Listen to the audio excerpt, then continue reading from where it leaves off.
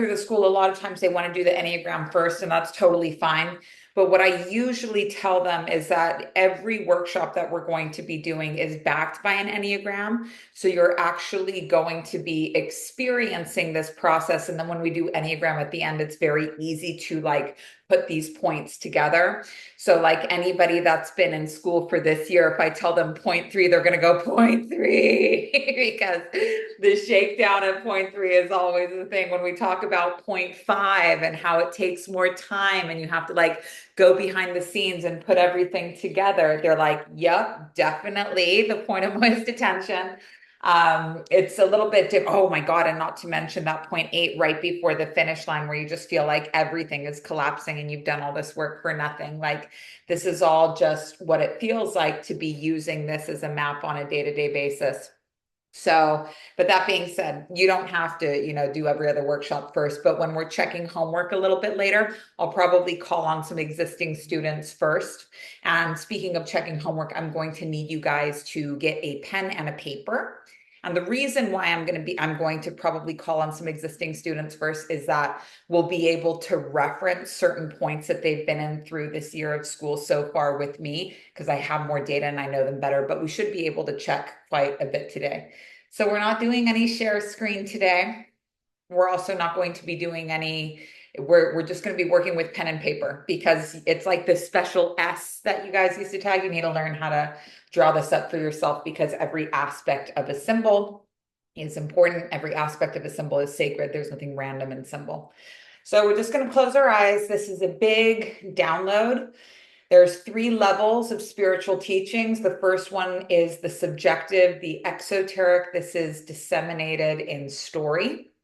So you guys can open your eyes because it turns out I'm going to be here talking for a minute. The first layer of teachings is subjective and it's disseminated via story.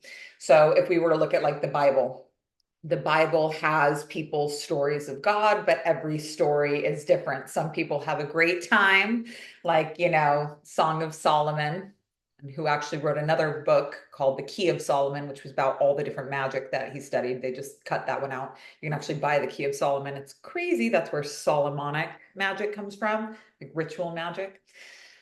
Then there's other people that had experiences of God, like Job, where it's like everything's taken away and I won't curse God. And so, but all of these stories are people's experiences of God. So when you read the Bible literally as these stories, these are subjective accounts. So this is the first level, and this is where all teachers have to start. So if you're a teacher here and you're like, wow, like I really want to go to objective, or you haven't gotten into the teaching game yet and you're hoping that you can just cut this line, you can't. The whole purpose of that first exoteric subjective layer is for you to figure out what's good for you and bad for you, because the concept of good and bad is subjective. Like there is no such thing as objective right and objective wrong. I have to go to gallery screen here. Hopefully we can see you guys a little bit. There's no such thing as objective right and objective wrong. There's the hardest thing for people that are wanting to go to higher teachings. They say, oh my God, like, how can you say that? Like, certainly there's child eating cabals out there, and that is so objectively wrong. If it was objectively wrong, it wouldn't be allowed on earth. It wouldn't be happening. It wouldn't be happening if it wasn't supposed to be happening. And we get really like fucked off about this because we say, oh my God, well, like what kind of God would allow something like this to happen? Hey Amy, how could any type of God allow this to happen? And then we don't really believe in God because we're like, oh, well, God has an opponent that's just as strong as it, called the devil. And then you get into this whole world of duality. When things are going your way, you say that's God. When things are not going your way, you're like, that's the devil. So this is, everybody incarnates into this like ground level, because while there is no objective right or wrong, you really, really, really have to know what's right for you and what's wrong for you to be able to handle higher teachings. Because when you go to the next level of teachings where just the base level is there's no right or wrong. If you're taking like the tantric path where they're like, bro, like The only rule is no rules. Do literally whatever you want. Drugs, drink, fuck, as much as you want. The only rule is no rules. And the little tiny fine print that they don't tell you with Tantra, because the philosophy is like, whatever is not for you is just going to fall away. Well, it will be ripped away. And it might take you a few lifetimes to get this right. Like there's a lot of ODs in Tantra. There's a lot of suicides in Tantra. There's a lot of people that join like tantric cults and are like, this is what it means to be sexually awakened. And then they come back, they leave India 7 years later and they're like, I fucked 500 people that I didn't want to fuck. That guru was very strange. I didn't realize because I was living in India. I didn't realize until I came back and tried to tell my family what I've been doing. And they're like, that seems a little weird, that it all came crashing down. If you don't have your own boundaries, and your boundaries are based on what's good for you and what's wrong for you. But when you have boundaries, you don't think that just because something's right for you, that it's really wrong for other people. Like there are plenty of happy people in Tantra. Just because I can't drink at all, I literally, anything I do, I'm going to do 110%. Just because I can't drink at all doesn't mean that drinking is bad. There's plenty of people that have a relationship with alcohol. That's totally fine. So I don't need the world to be more like me to think it's a good place. And this is really like, I want to spend a little extra moment here because when you're really having a hard time swallowing even the idea that there could be no book anywhere monitored by St. Peter saying this was good, you go to heaven, this was bad, you go to hell. When it's hard for you to accept this, you on the spiritual path will do your best to live rightly. And then you will go on this crusade, literally a crusade, to try to make people that are unlike you in the world more like you. And you'll say, like, there's something wrong with these people. And if the world was more filled with people like me, it would be a better place. This is very wrong thinking. The people that you like are very different than you. The people that are similar to you can't stand. Let me use a parable. Second level teaching is a parable. We'll walk up that ladder. This woman dies and goes to heaven where she's surrounded by like the etheric doubles of every person she's ever loved, whether she knew them or not. All of her favorite celebrities, historical figures, all of her relatives. And everybody is so nice. Like it truly is peace and harmony. It's utopia. Everyone's nice except for like this one lady. This one lady is just like harshing everybody's mellow, pumping negative energy into the heaven space.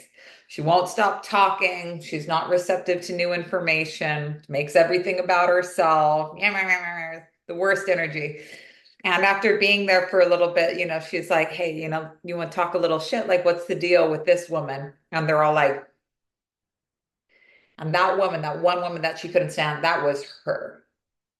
That was her.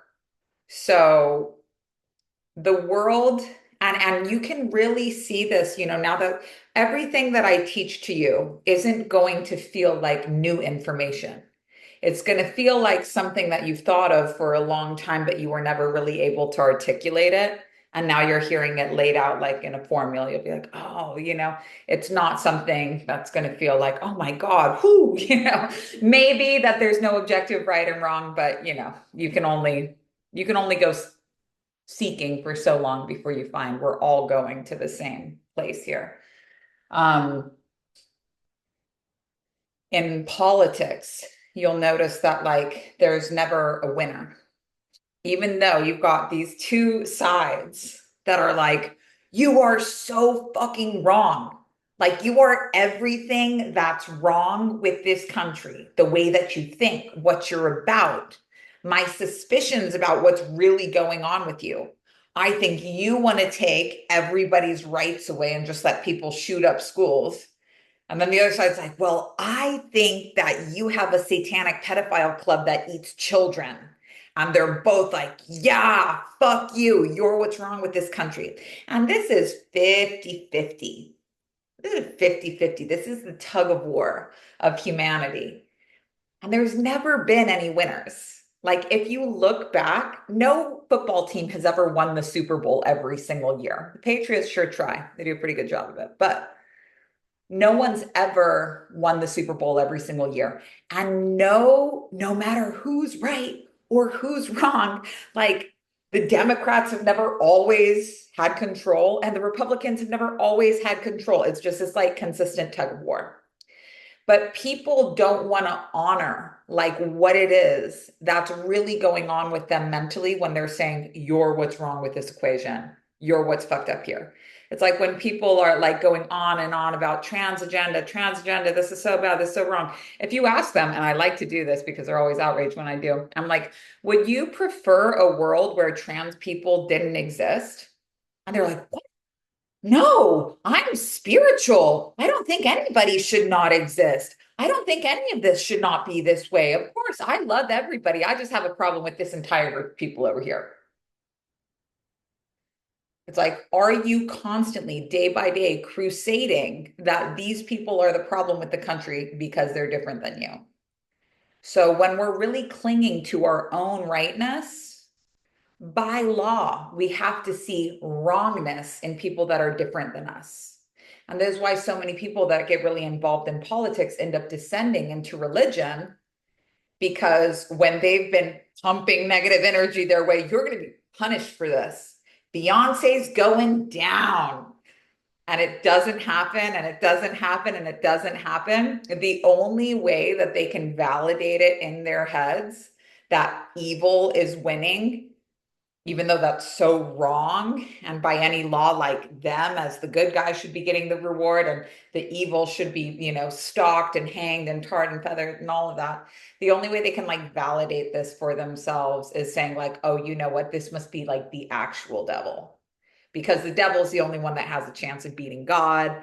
And that whole world of like good, bad, right, wrong is equally propelled by like the fear of punishment, even more so than the promise of reward. Like, you will hear way more about the hellfire and damnation that comes if you do not than the pleasure and the reward. Like, people can't even agree on what heaven looks like. It's just like, oh, it's going to be really nice. Promise. Cost one life. Promise it's going to be so nice. So the reason why we want to point this out is that even though people on the spiritual path can say, yeah, religion's really fucked. I haven't been religious in a really long time. You behaving in duality is being an evangelist for your own religion. And at this first level of teaching, you really, really struggle when people don't agree with you, because you don't really understand that something can be so right for you and absolutely not work for somebody else. When you're a teacher at this level, usually your audience will mirror you. They'll be your same race, roughly your same age, your same gender, because your teachings only work for people that are similar to you. And when people arrive in your class that are dissimilar to you, they're not going to get a result, because what worked for you isn't going to work for them. So in every person, the call is given, like, go higher, look for more. Rumi says, out beyond ideas of right doing and wrong doing, there is a field. I'll meet you there. There is so much world beyond the quest for rightness. There are two levels of spiritual teaching above the subjective. If you know that you've been in the subjective, congratulations. Your initiation has begun. If you're like, I'm sure happy I skipped the subjective, I'm going to hop right into the objective. You haven't started yet, but you will probably go through this phase much faster. All second level teachings are BYOB. You need to bring your own boundaries, and you only figure that out when you know what's right for you, what's wrong for you. Cool. So that's the exoteric. And this should be a word that you guys are all very aware of. And interestingly enough, once we start to code this out for you, you're going to notice that these words, that some of your favorite creators have been using these words, but they've just kind of gone right over your head. They said exoteric, you thought they said esoteric, you brushed right by it, but this is exoteric thinking. So all exoteric teachings are given via story. A story works for people like you. Subjective, the only subjective layer. The next level is called the mesoteric. And a lot of people don't know about the mesoteric. They know about like inner circle and outer circle. But the mesoteric, the teachings are given in myth and parable.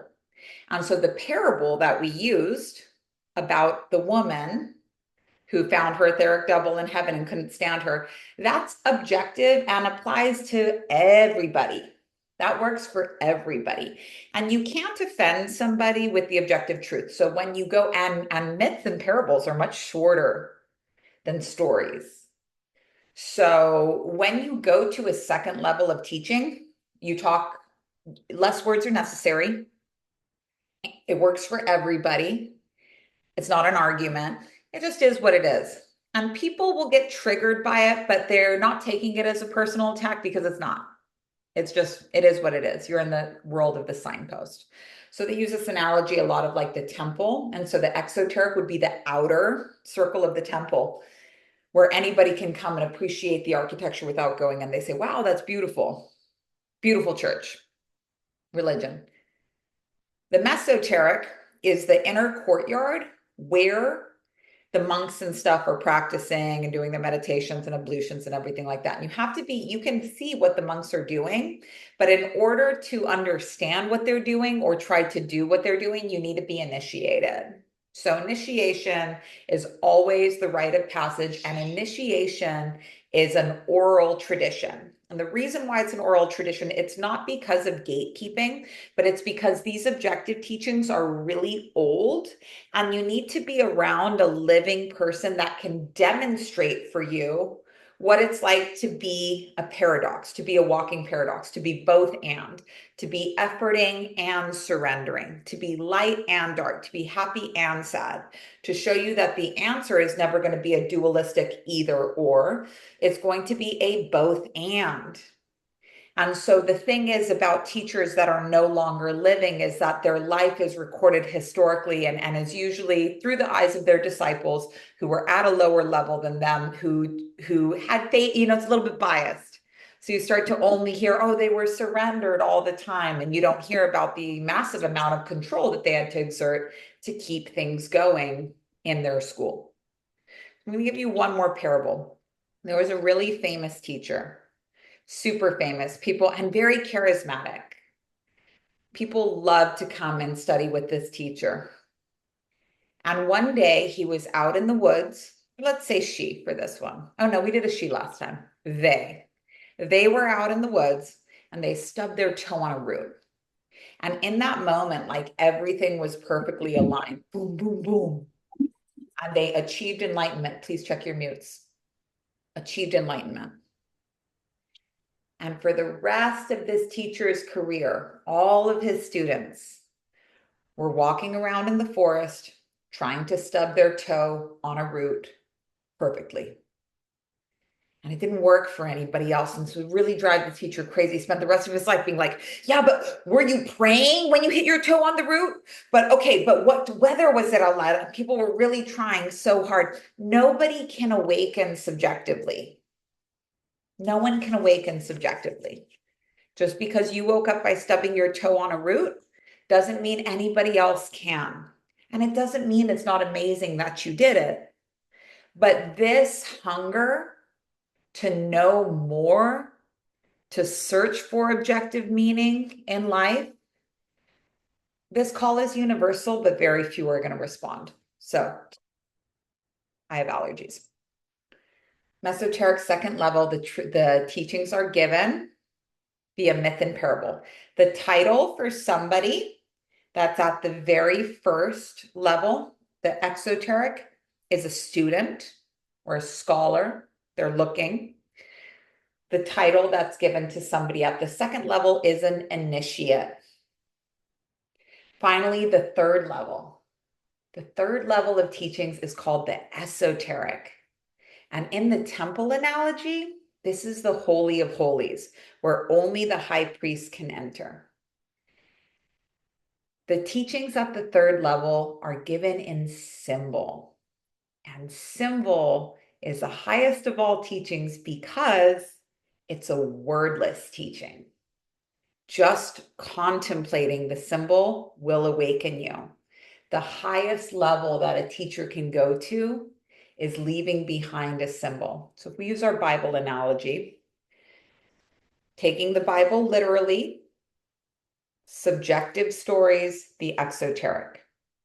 When we really process the parables of Jesus, which I won't go into on this one, but we do this in Mesoterica, the other fourth way workshop in our school. The parables of Jesus are objective. And a lot of churches have no idea what the parables are about. They're like 12 smart virgins, 12 stupid virgins, woo, and they don't really get into it, but huge meaning in these parables. But if we take the whole thesis of all of Christianity, of all of the Bible, can we reduce it down to one symbol? Yes. And that symbol is the cross. And what the cross means is sacrifice. The whole thesis, the whole gist of Christianity is the path of sacrifice. Suffer now, reward later. Suffer now, reward later. This is the main thing. And there's some truth in that. It's a symbol. You can't argue with the symbol. But there are people that just look at the cross and get the downloads that they need with no words. You can just look at the symbol and get the downloads. So we always want to be climbing higher and higher. We always want to be students because it's fun. But also, if you care about teaching, there's a law in spirituality that says you can never go to the next level without putting someone else at the level you're at. You have to write one newsletter. You have to tell one person. You have to have one Coke-fueled conversation about the meaning of life. But you have to put somebody else, you have to give somebody else the information you have before you have real estate for more. And in the giving of that information, you realize what you know. And that's your graduation. So you can be a self-graduating teacher without gurus and without mentors, especially once, you do a little initiation. Mesoteric is an initiation. You do a little initiation, 10 sessions, open up the field. Hey, this is what the second level of teachings look like. And then all the books start to make sense to you. And then all of the things that the teachers have said to you start to make sense to you. And you're like, oh shit, I'm good. And then you can start teaching yourself. And if you're teaching others, even though you'll make mistakes on the way, it's okay. We all do.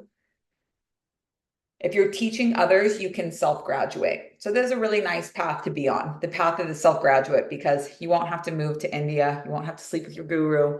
You can just learn, teach, repeat, and keep moving yourself forward like that. It's very easy. It's a really good time to be able to do something like that as well. So today we're teaching the Enneagram, and my purpose as a teacher is to teach this to you any way that you can understand.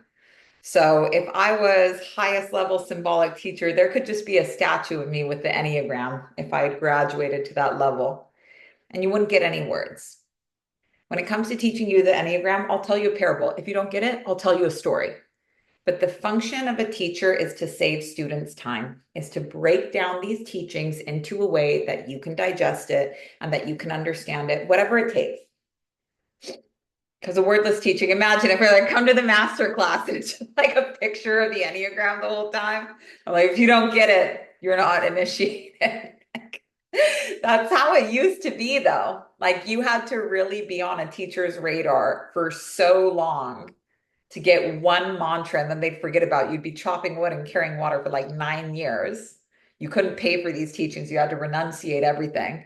And you had to go just physically be around a teacher to get a little crumb here and a little crumb there. You couldn't ask for more, and you couldn't ask them like, what does it mean? Or like, I said, thank you very much for this mantra, but you called me the wrong name. And I just want to be sure, like, was this actually for me? Because I will be with this mantra for a really long time. So today we're talking about black, white, and red magic, but also we're doing our 369. We'll talk about the circle of the Enneagram as well. Now, to touch on what we were talking about how when you're stuck in the exoteric, every time you get your way, you're like, that's God. And every time you don't get your way, you're like, that's the devil. And it's this very robotic, like, like never moving forward. In religions, hidden in plain sight, in Hinduism, and even Christianity, like the concept of the Holy Trinity, we talk about the three-faced God. And this is not just a deity specific thing. Like this, the fourth way where the Enneagram comes from, it's not a theology like there's no God, but this concept of the Trimurti, the concept of the Triskelion, the concept of the Trinity, any of these three things, and even in Gematria, three is referencing something called the law of three. And that's that in all creations, great or small, there are three forces present. And sometimes that force is active or electric or desiring. It says, I will. So in the Trimurti of Hinduism, the desiring force is Brahma. We're like, wow, cool. That's God, Brahma. It says, I will create this. I want to do this. And the fourth way, we call this the sacred desiring force. Now, if our life was only the sacred desiring force, we would say, I want this, and it would happen.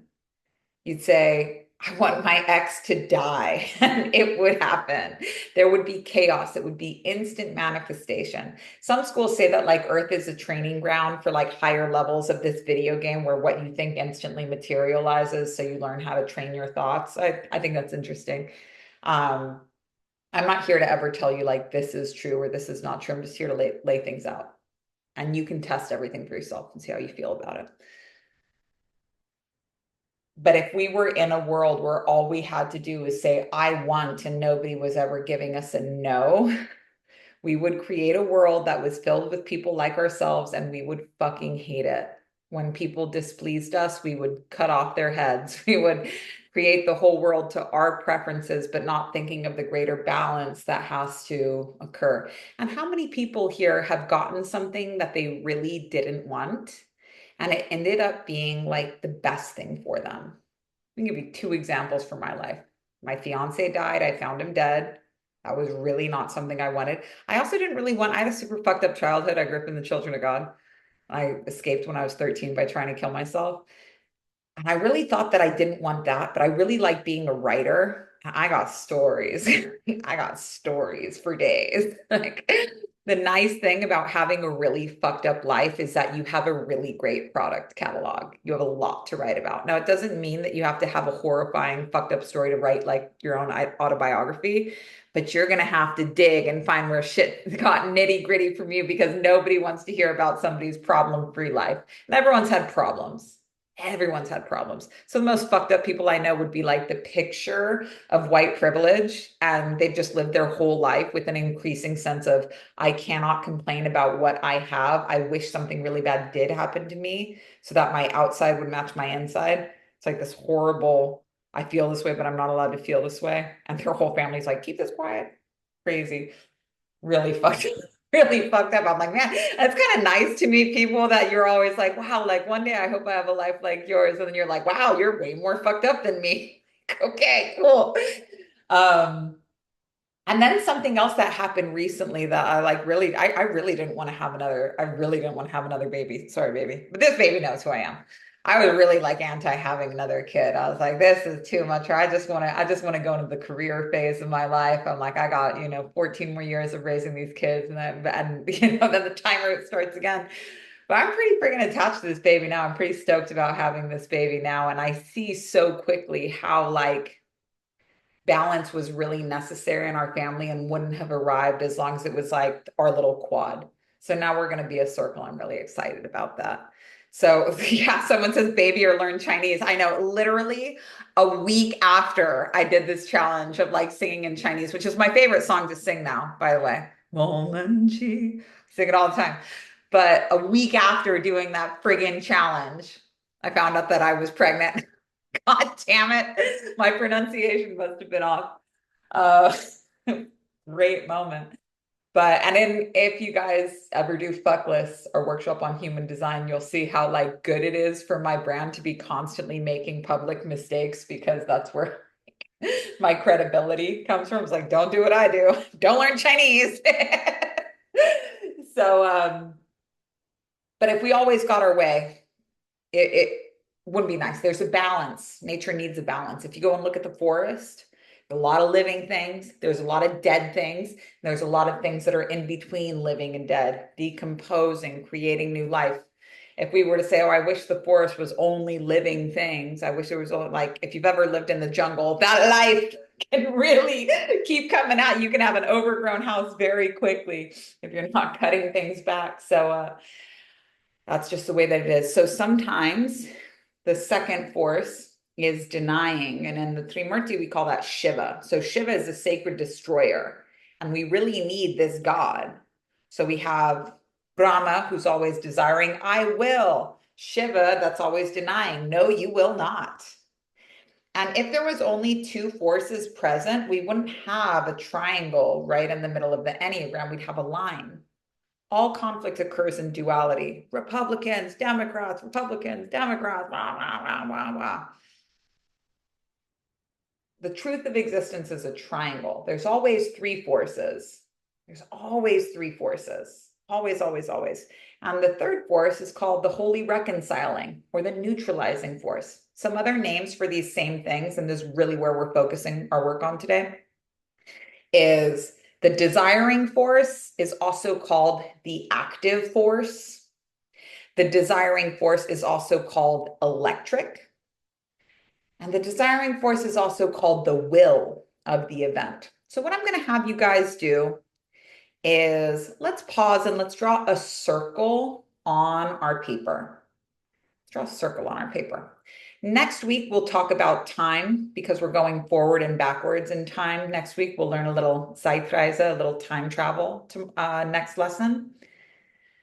But the circle on the Enneagram represents time. And time is not what you think it is, but it's not an illusion. Like time is a real tool that we have to learn how to use. But the circle represents time. And so now I want you to, right in the middle of your circle, draw a triangle for me, please. Wonderful. And somebody commented and said, using your hand as a whiteboard is wild. I was like, wow, I never thought of it that way, but this is a tattoo that I definitely got for function and aesthetic. So at the top of your triangle, I want you to write the number 0/9. And then let me make sure I do this right because I'm not very good with my rights and lefts. On the right side of your triangle, you're going to put the number 3. And on the left side of your triangle, you're going to put the number 6. So this is the 3, the 6, and the 9. This is truly the hardest part about mapping out an Enneagram. This really is your key to the universe. It's your key to creation. But in order to be able to do the 3, 6, 9, you also have to be able to label. Check your mutes, please. You need to be able to label the event that you're wanting to do. And so the combination of being very clear about what it is that you're intending to create and then finding the 3, 6, 9 within that, this is where most people struggle with the Enneagram. This is always the hardest one. So when you come in and take the Enneagram course, if you need extra data on this in the Enneagram course, you'll see replays from 2022 if you need to hear the same thing in a different way. And then there's also a video of me grading homework. And then if you're in my school, I'll also grade your homework and make sure that you've got this piece right. So point 6, which we're talking about here, is always the desiring force, is always the active force, is always the will. No matter what, no matter what, point 6 is always, always, always active, no matter what. Someone commented recently and said that there was somebody out there saying that this was reversed. Bro, we all make a lot of mistakes when we're learning how to teach, but it's going to be a very unfortunate day for that teacher when they find out that the math like wasn't mathing. And I'll give you guys a really clear example of why chronologically we can't have active results before passive results. I'll give you guys some examples of that. So the 6 is always, always, always active. The 3 is always, always, always passive. So passive is the denying force. Passive is Shiva.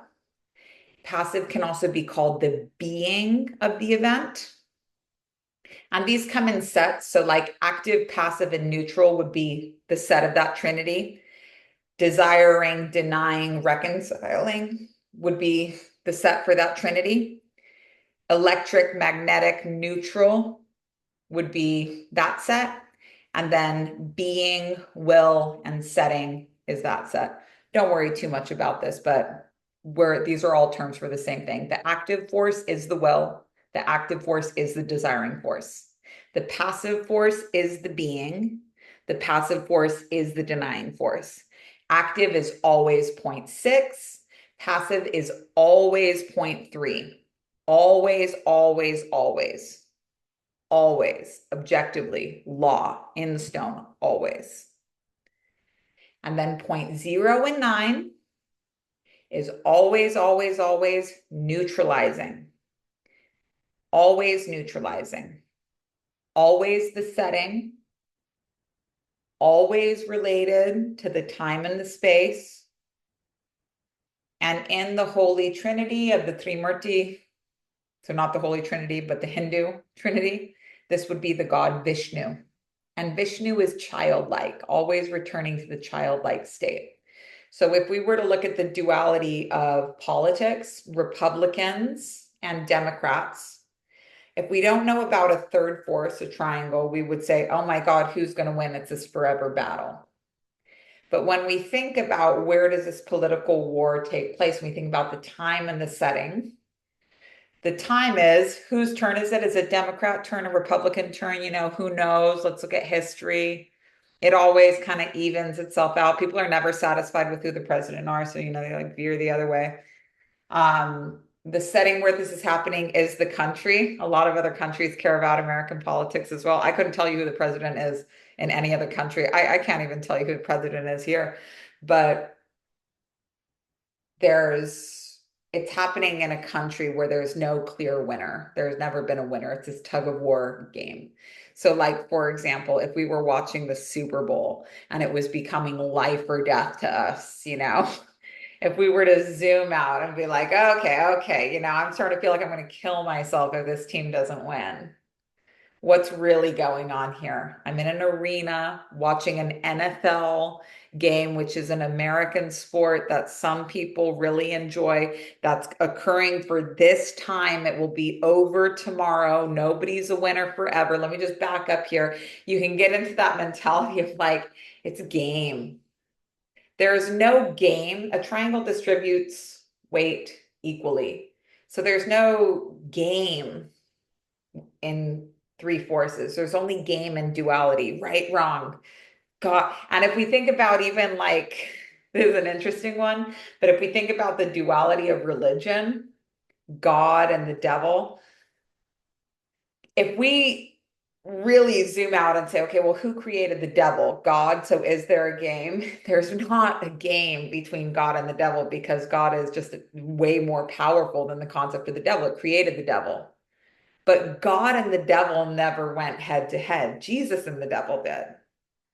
And Jesus didn't really come out on top. Like he's got legacy for sure, but was like crucified and brutalized and turned into kind of died on the cross being like, Dad, we talked about this, you know, like what's going on? Because Jesus didn't win, the world kept moving. And yes, Christianity would create a legacy going on, was one of the most masterful teachers of all time, hugest impact. But the kingdom of heaven didn't come and wipe out the Romans, you know, and put the Jews on the top of the holy hill. Like it wasn't like that. And so with Jesus versus the devil, we do have a game. And it's like there, and if you think about it in terms like this, people that are really interested in the end time and stuff like that, and the second coming, they're really just saying like rematch. There's going to be a rematch. Jesus is going to come back, and this time he's going to kick your ass. And there's going to be 144,000 people left on it. Jesus is going to come back and massacre everybody that didn't behave like me. And just you wait. And it's like, waiting. So there's no game unless we're playing in duality. God has a face that's sometimes desiring, God has a face that's sometimes destroying, and God has a face that's sometimes neutralizing. When you understand this, you see God everywhere. When you see God everywhere, you're enlightened. Everything is now on the same side. If we're all on the same side, we can't fight. You have no opponents. And as you climb up the ladder higher for your own ascension, your personal rapture, the list of things you do not like and people you don't like, all these preferences go way down low. You can vibe with anybody. People used to have to meet so much criteria for me to fuck with them. Can you drink like me? Do you have the same beliefs as me? Do you talk just enough but not enough? Do you talk more than me? Are you prettier than me? Meh, meh, meh, meh, meh, meh, meh. Now, like, I can vibe with anybody, anywhere. I have no requirements. It's nice. I can be homeless with a fucking septic tank. I don't care. So it's a night, but you have no opponents. If you have no opponents, you're guaranteed to win. This is a pretty effective way to move through life. I'm going to tell you guys from my heart here that I am not a kind person. Someone commented recently, very empathetic way of looking at things. Bro, I basically care about myself and my family, and like that's it. I would love to say that like I think on a day-to-day basis about like how I can be of more service to humanity. I'm basically only ever thinking about serving myself. I've tried to make it otherwise, but it's not really that way for me.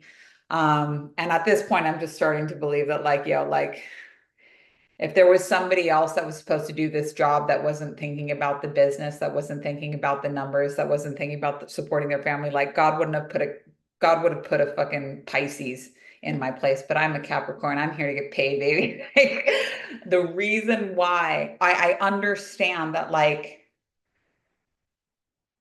you will never have the kind of life that you want until you stop seeing other people as the bad guy, as the opponent. The only opponent is yourself. The only opponent is yourself. The biggest roadblock standing in your way is yourself. The only person that ever has to change is you. The only person that's got a fucking problem is you. The only person with a boundary issue is you. I'm the fucking problem. That's why I care about myself and myself only. I don't want to change anybody else. I don't have a problem with anybody else. Me, I got a lot of fucking problems with me. How does the collective need to change? It doesn't. I do. I need to stop being someone that wants to change the fucking collective. You guys are all the problem, bro. No, like, I'm the problem. And I understand. And as a result of this very self-centered thinking, where I don't get to blame other people. People say victim blaming. There's a very difficult, I've been a victim of a lot of things, but let me give you an analogy. I'm raised in a cult where I'm not taught to respect myself. I'm molested by my brother and raped by several adults before I'm like age 9. I can blame my parents for putting me in a situation where I didn't know how to respect myself. I can blame my parents for trafficking me out to pedophiles. I can blame my brother for molesting me. I can blame all these elders whose names I don't even know because nobody had real names in the cult. And I don't even know what fucking cities or countries I was living in because my parents just got rid of us. And I blamed these people for a really long time. And you know how I spent my teens and 20s? Getting more rapes, getting more date rapes, getting more abuse, because I wasn't blaming myself for not respecting myself. And it's true. My parents didn't teach me how to respect me. As a 6-year-old, I didn't know how to say no, I didn't. But as long as I was blaming other people, I wasn't learning self-respect. I wasn't changing the pattern. I was just going on and on in my life saying, I don't have self-respect and I'm never going to get it. And there, why? I'm not blaming myself for 100% of the situation. Of course not. It's a really fucked up situation. But if I take responsibility for the part of it that was on me, despite my circumstances, I was somebody that didn't respect myself. Therefore, I need to become somebody that respects myself. I need to acknowledge all of the places in my life that I say yes because it's easier than saying no. And I need to stop. If I don't blame myself a little bit as a victim, then I will only have myself to blame as my own abuser at the end of my life. No amount of blaming others helped me take personal responsibility because it was just too easy. It was just too easy. I know that this is a sensitive topic for people, but I'm here to get you results. I don't need you to like me. On the spiritual path, we will take as much goddamn responsibility as we can find. We will take all of that on because we move forward faster. If I say, I'll take that, I'll take responsibility for that, I can respond to that. I am responsive. Not responsive means dead. If I'm breathing, I can respond to this. If I can respond to this, it's my responsibility. I'll take that. I'll take that. I'll take that. Because I am so fucking sick, and you've got to be sick too, of waiting around for a fucking apology from people that are never going to give it to you because they don't think they did anything that wrong. How long are you going to wait on that guy for? You take that little bit of responsibility and it changes. You can sit around and blame your ex for the rest of your life. Oh, they were a narcissist. Yeah, well, you have really bad taste. So, do you want to make sure that you don't go marry another narcissist? Accept the part of yourself that would rather put a fucking camera in their kitchen and film themselves being abused as proof than to fucking stand up and say, I fucked up with you. I fucked up with you. And I'm going to make sure that this never happens again, ever. There's always, everything is a paradox. It's never, are you a victim or an abuser? You're both. Take responsibility for that and you move forward really fast. Don't take responsibility for it. You know how long you can fucking sit and talk to a therapist about stuff like this. You know that you can start sentences with, it just keeps coming back to my mom. Are you sick of it keeping coming back to your mom? Let's make it come back to you. You can whack this shit out 30 minutes. You can get rid of this in a weekend if you say, I'm going to accept responsibility for the only part of this that I can control, me. I'm going to change this. It's not easy to do. But this is the difference between dualistic spiritual path, love and light, and real spiritual work. But let me tell you something. If you are sick of getting like feeling results, like, wow, I've been studying copper pyramid sound healing for 3 years and I feel a little bit better. But nothing about my living situation has changed. I don't see dramatic results. I'm still dealing with the same shit over and over again. You do real work, you're going to get real results. And it feels really fucking good to be like, damn, like it worked. My shit looks different. I don't have to tell people, I know nothing's different out here, but like I'm promising you, like I feel so abundant. You want people to look at your life and be like, damn, what you do, like that's sick. And that's what happens when you do real work and you get real results. So this is why the Enneagram is meaningful to me, is because I didn't know when the work started. I didn't know where it ended, and I didn't know where I was in the process. Now I always know, not just for me, but also for my students. I know where they are. I know where they're going. I know where they've been. There's nothing about it that's chaos. It doesn't mean it's easy, but there's nothing about it that's chaos. It's all like, yeah, the math. So sorry for the 9 million snots on this, you guys. Fluids have begun on this party.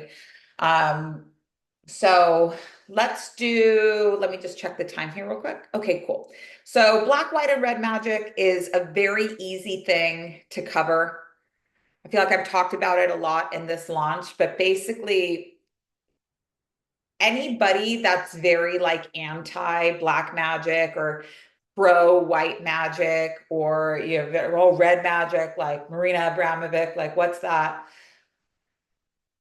This is just kind of indicative of somebody's level. It's pretty standard as you start studying magic, as you start studying occultism, to be introduced to a very wide array of teachers who are all really talented for what they did. You use a little bit of everything, and it's considered standard practice in esoteric schools, but it seems really shocking. And the people that are usually like the most like black magic is so bad are people that identify as like white witches. A lot of people don't even know that red magic is a thing. But to bring this into our lesson for today, when we wrote 0, 3, and 6, or 0/9, so it starts with 0 and it ends with 9, that's a completion. When we wrote 0, 3, and 6, we were marking the points of an Enneagram. So this corner of the triangle is a point, this corner of the triangle is a point, and this corner of the triangle is a point. In an Enneagram, there's points, but there's also lines. So we have this line here. This is the line of white magic that goes from 0 to 0.3. If you want to label that on your Enneagram, go ahead. The line of white magic goes from 0 to 0.3. And this is a whole journey. When you're on this line, you're crossing this point here, which is 0.1, 0, 1, 2, 3. You're crossing 0.1, you're crossing 0.2. 0.0, 0.1, 0.2, and 0.3 are all along the white magic line.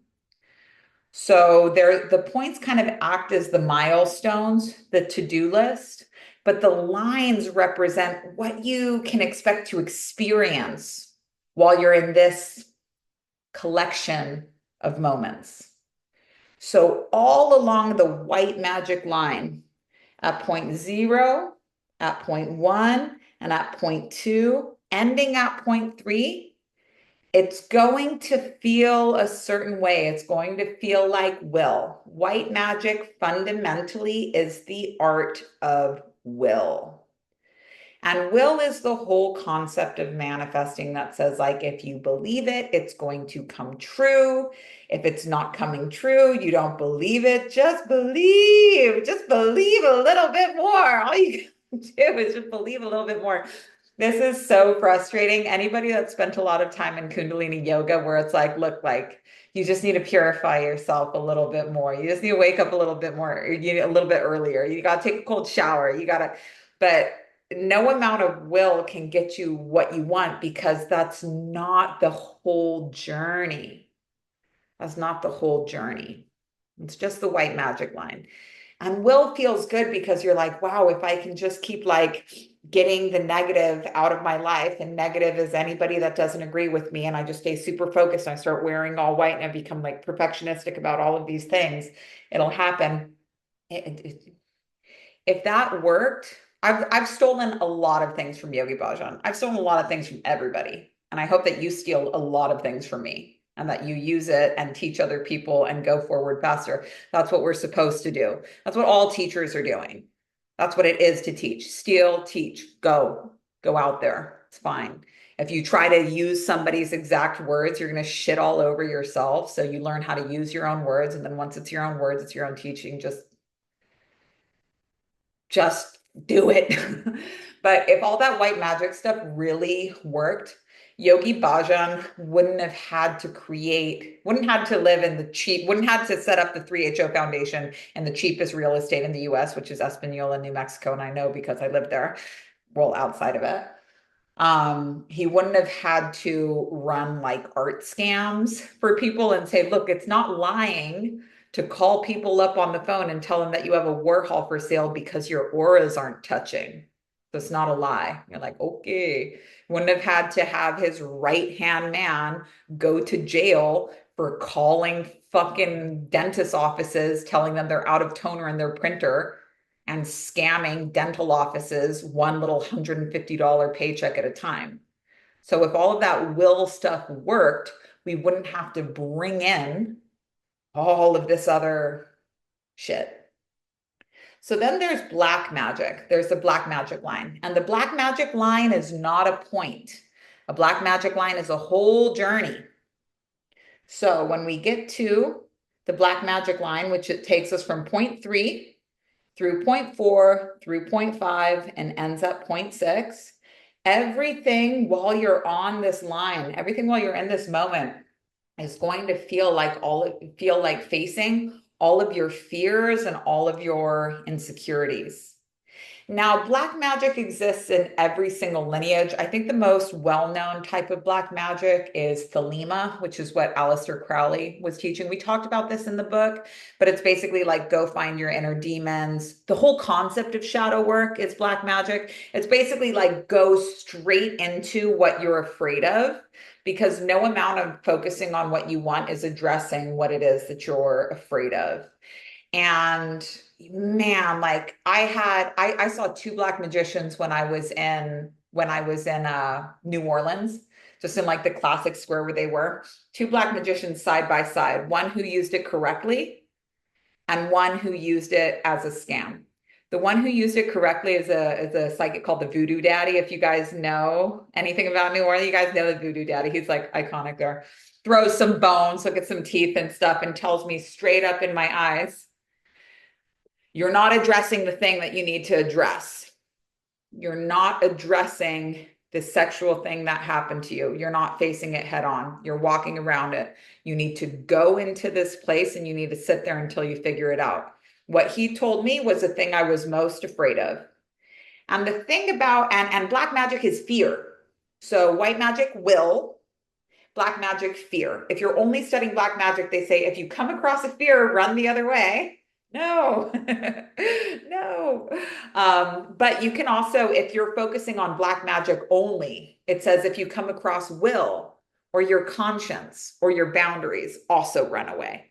So neither is right.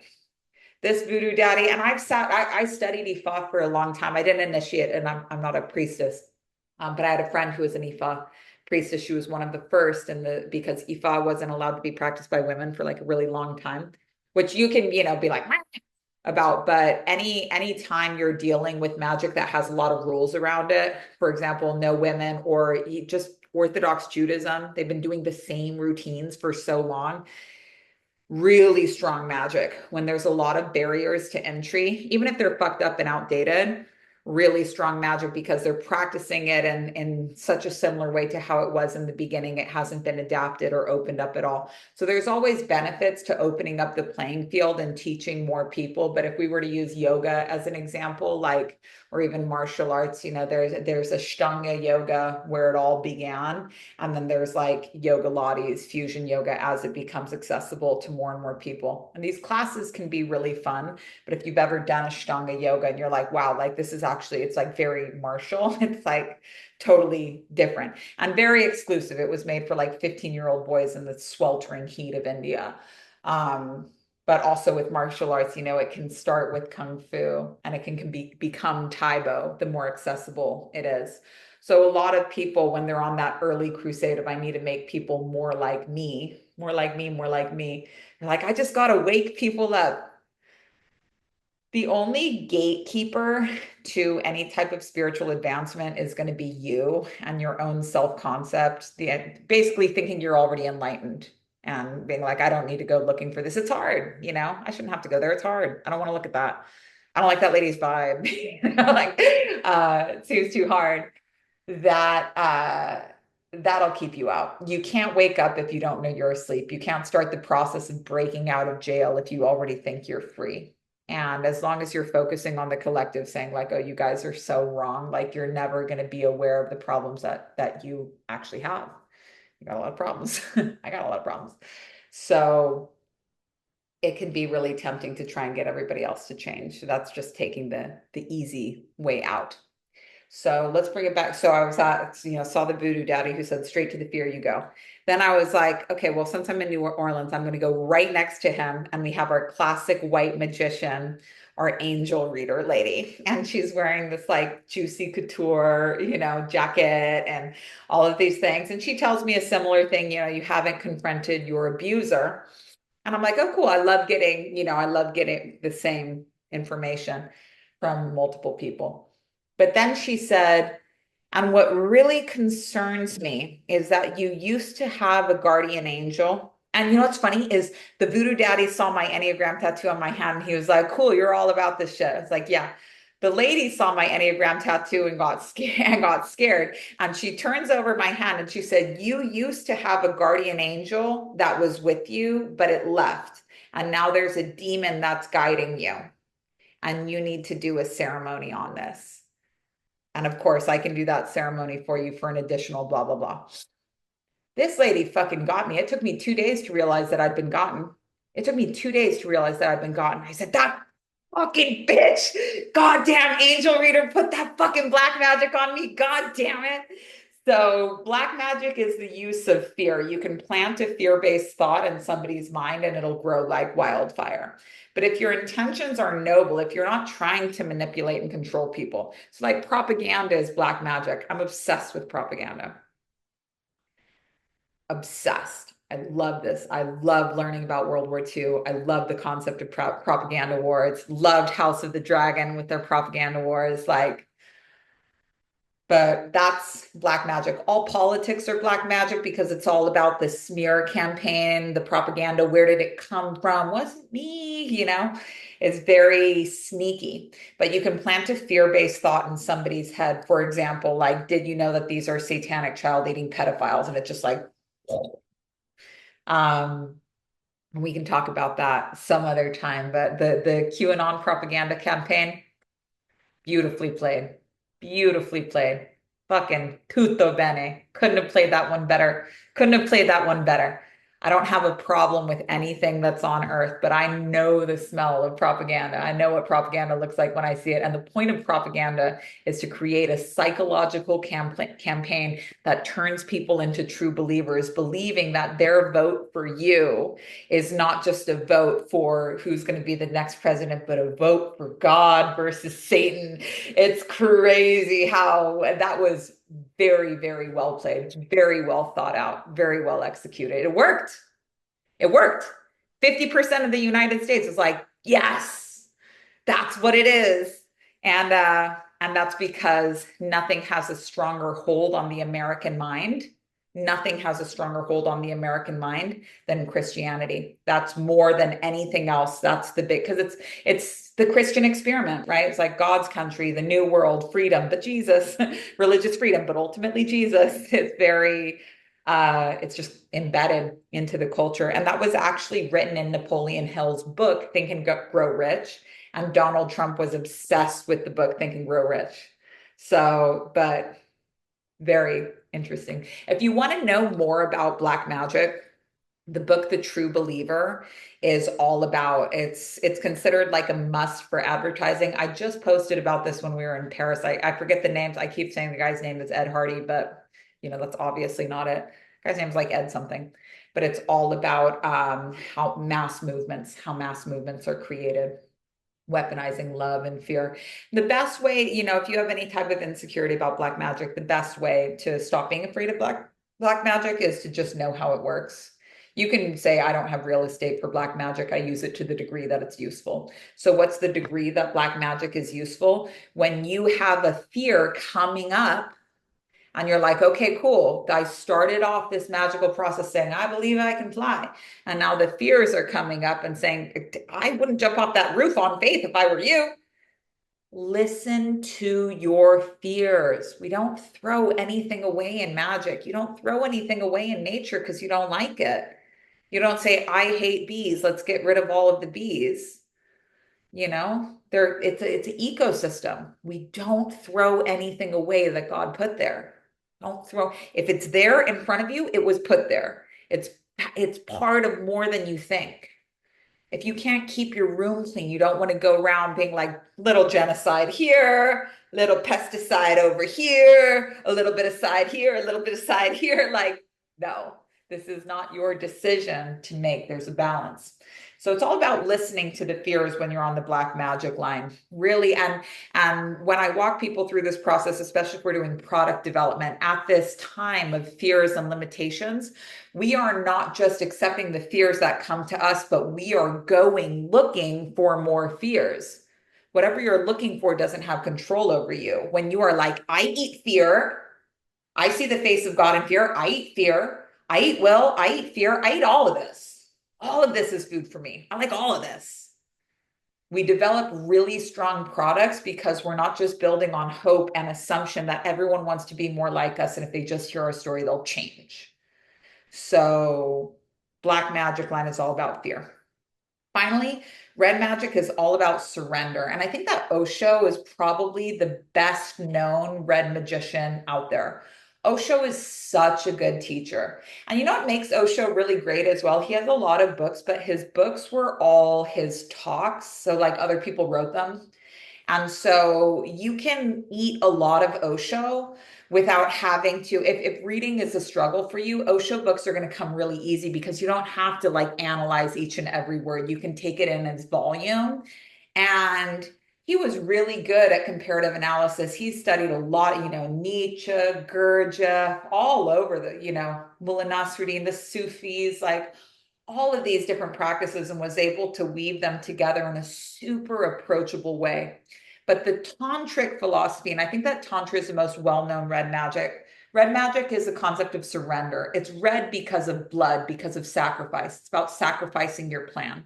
So on the red magic line, this is where we would cover, once we've developed the product or the mission, this is where we give it to people and say, would you like to buy it? And we can't control how many people are going to buy it. All we can do is use our will to make it the best that we can with the hopes that it'll succeed to the numbers that we want it to. And then we take in all of the fears and the criticism and the considerations, and we use that to make the product even better. But ultimately, when it comes time to put it out to market, like we can't control how many people are going to buy it. So surrender is necessary. In Twin Peaks, they have the White Lodge and the Black Lodge that both have to meet in the red room. You can't do black magic or white magic without sacrifice. You have to make a sacrifice. And so in ritual magic, there's always a concept that like you could, I'm going to put up a video about this. Actually, I have one on my phone. But there's always a concept like, oh, well, couldn't you sacrifice something else? Like, can you spill any type of blood and it'll work? This dates back to like human sacrifice and animal sacrifice, but back then, like if you sacrificed your animal, you couldn't go to the grocery store and buy more animal to get you through the winter. So sacrificing an animal was making a sacrifice on behalf of your family. Human sacrifice was someone on behalf of the village. And almost always, I mean, there were some rituals where it was like by surprise. I think the Aztecs would push people off the side of the pyramids, but you had have to walk all the way up the pyramids, which is like this, have your heart cut out in front of you and then roll down the hill. Like it's pretty hard to put somebody up to all of those stairs. So a lot of times human sacrifice was performed on the promise that you get a huge reward. And a lot of people wanted to go. Religious propaganda, totally fine. And I'm sure there were plenty of people that, was it really their choice if they were fed so much propaganda around it?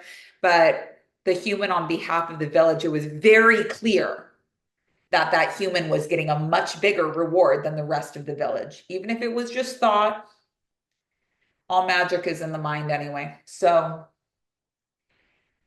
a sacrifice has to be yours. You can't dream about the ways that you would take Jeff Bezos's money and reorganize it and redistribute it. It's not yours. You have no idea. That money doesn't mean anything to you. But if you took 10% of your money and were like, this is how you're going to spend it, it would have a really different significance for you. It's your sacrifice. Therefore, it's your reward. So the whole on the red magic line, it's all about surrender. And when we focus on red magic exclusively, when we only surrender, all of the stuff that you learned from your will, this is what I want to create, and this is what keeps me from making it happening. This is what keeps me from making it happen. All of those things help you to create your boundaries. All of these help to show you how something could be done. And the more limitations they are, the easier it is to find the way forward. You know, you're like, cool, like if I tell you that there's 150 ways to climb this mountain, you might be stuck at base camp for a long time wondering which way is right. But if I tell you all of the other roads are closed and you can only take this trail, then there's only one way to go. And that's the beautiful thing about understanding like holistic magic and not running away at the first sight of fear, and not just being determined to like not listen to anybody because they're low vibe and just try and like willpower white magic your plan through, is like when there's only one way forward, all you have to do is just keep going forward. That's so much easier than what you never have to wonder which way to turn. It's just straight uphill. Just keep going. Yes, it's hard. That's normal. But it's so, when you know where you're going, intelligence is knowing where you are, knowing where you are. Being stupid is thinking that you're more enlightened than you are, thinking you're more enlightened than you are, feeling like you're more talented than you are. Someone should be offering me a book deal. Why has Kris Jenner not offered to represent me? Like, because you're not there yet. And also believing that you're the most important person in the world, or even that humanity is like the most important thing in space. Like, we want to know where we are. Intelligence is knowing where you are, and knowing where you are in a process can really be what gives you success. So when we're in just surrender mode and we're saying, okay, I'm not going to exert any will. I'm not going to, just whatever the universe brings to me, I'm going to say yes to. Orgy, yes. Perks, yes. Whatever it is, yes. The answer is yes. Tantra is saying yes. That's an Osho quote. But when you say yes to everything with no discernment for what actually works for you and what doesn't, because saying no is bad, you're here, you have the ability to consciously engage with life. In magic, we only surrender after we've done well and after we've done fear. That's us using our agency, our ability to say, like, look, I'm here. I have things that I want to do. No one's going to drive my life. I'm taking responsibility for my life. I'm going to set really high goals and achieve them. This is like my addiction. Set really high goals and achieve them. I love it. It cost me everything else that I was addicted to besides coffee, and I have given up coffee at some points, but I like it. It's so fun to be able to do something like this. And when you're just in red magic, you forfeit that right for the sake of spirituality. And it gets sloppy. I love talking to people because fucking of all of the spiritual paths. And it's only people that have been through Tantra that can have like a laugh about this. But of all of the spiritual paths, all of the lineages, like Tantra is so appetizing because it's like, yeah, do whatever you want. Do whatever you want. The only rule is never rules. Yeah, have at it. Just go for it. See what happens. Oh, I guess it didn't work for you. Okay. Just keep trying. And man, it seems like it should work, it technically should work, but man, it goes so bad. It goes so bad so many times. Like it goes to shit really, really fast. And for some people, it works because for some people, that's just their way. Like not everyone is here to be a little thief and take a little bit from every lineage and be disrespectful and be like, just because it took you 15 years of this path doesn't mean it's going to take me 15 years. And it doesn't mean I want to be like you. It doesn't mean that your career is like my dream life. But I can acknowledge that you know some really cool shit. And I can come here and sit here and learn respectfully until I've gotten everything that I want, until I've stolen the shampoo and the soap from the hotel bathroom. And then I'm going to go because there's teachers and there's disciples. There is not a single teacher in existence that was a good disciple. because disciples are not meant to ever leave and teach. It takes sacred disrespect. You don't have to be a shit ass about it, but you can say, cool, I've learned everything that I can learn here, and now I'm going to excuse myself. I've learned everything that I can learn here, and now I'm going to excuse myself. This is going to be almost every teacher that you meet if you're here for the long haul. Go in, enjoy it, study hard, listen well, be respectful. Don't try to replace your teacher in their own school. Don't try and embarrass them in front of their class. Don't do shit like that. You'll get caught. You could probably learn a lot more if you just listen, come with an empty cup, steal everything, and when you're done, go. Move on to another teacher and another teacher and another teacher. But you can't be a good teacher and a good disciple, because good disciples just stay disciples forever. And they're all hoping that one day the teacher will die and they'll be the chosen one. But that disciple is never even like worshipped as the next incarnation. People are like, yeah, they're weird. And so it never really, that's a lot. It's a lot of eggs to put in one basket. So black magic is fear, white magic is will, and red magic is surrender. It's always got to end on surrender. But the beautiful thing about being in an Enneagram and being in an Enneagram process is that you know that after surrender comes will again. So, for example, you've released a product and it doesn't do as well as you hoped that it would, even though it was engineered to do very, very well. And you're like, okay, but I surrender. I told God, bring me who you would have me serve. I'm committed to doing this again. You just go around the circle again and say, okay, next time better. I'm going to use that data. I'm going to use what people told me. I used to really believe that like I deserved a Pulitzer Prize for every first draft ever. I was like, I'm a prodigy. My first draft is the only draft, bro. I'm like a three draft. I'm like a three draft lady. There's a second draft of this workshop. So, there might be another one a couple of years from now. So let's go into our 369. It's 12:20. We'll check a little bit of homework. I'll be here. I'll stay for an extra 30 minutes if anybody has any questions or anything like that. But let me just go over to gallery view. And anybody that's an existing student, raise their hand? Okay, cool. I see a lot. Hey, Clay. Do either of you, I'm just looking here, Huntress, Aoife, Clay, do any of you have an Enneagram on the board right now that you want me to check? Is there anything Enneagram that you want me to check for you while we're here? Clay's got one? Okay, cool. Do you want to be my case study? Okay, let's do it. I just asked you to unmute and let me, hey, Sifu. No, you Sifu.